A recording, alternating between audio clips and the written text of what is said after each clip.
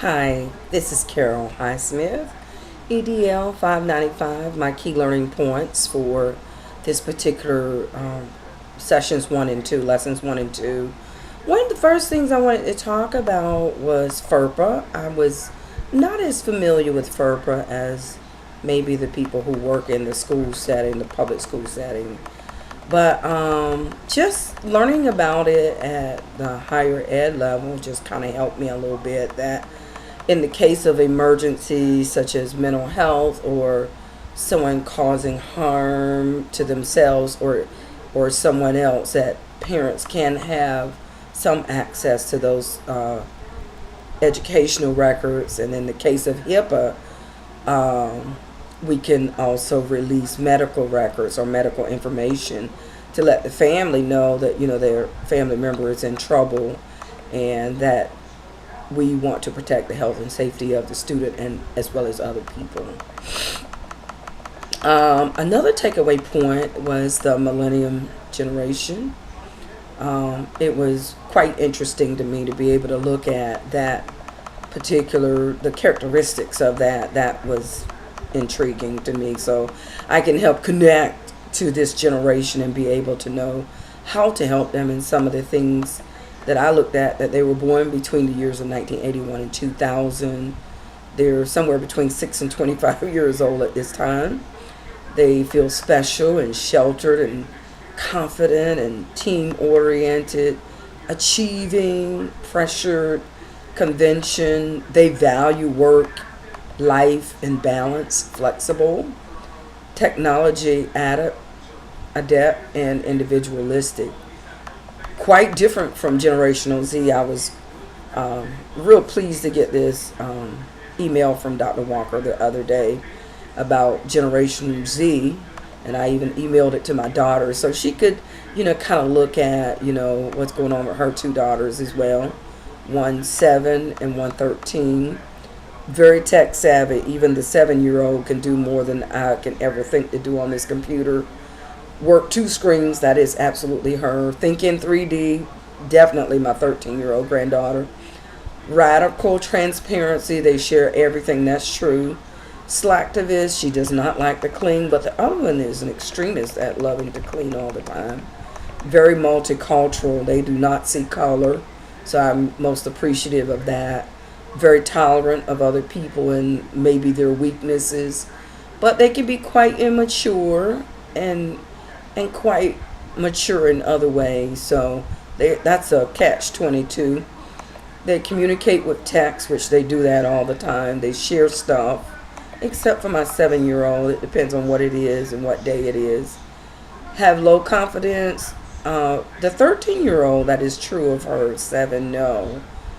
Very focused, both of them. Optimistic, very much so. They want to be discovered, especially the 13-year-old want to be discovered all the time. Team orientation. And just in case you have someone in that generation, if you want to connect to them, I really like these, that you depict them as diverse, ethnically, sexually, and fashionably. And that certainly fits that 13 and the 7-year-old. They talk in images, that is true. Symbols, pictures, videos. They communicate more frequently in shorter bursts of snackable content, that is true. Don't talk down to them. Act like they're an adult. Talk about global topics as you would with an adult, because they really do use language that an adult would use. Assume they have opinions. Oh my God, they both do. Very vocal. Influence family decisions a lot. They make stuff, yes. Or they help Generation Z make stuff. Very industrious, both of them are. They talk about wanting to be entrepreneurs.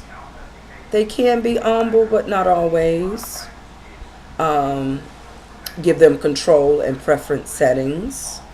Collaborate with them and help them collaborate with others. Another piece that I thought was very interesting was the Dear Colleague letter that protects students from sexual harassment, violence, and that they can have a violent-free educational setting where they can learn.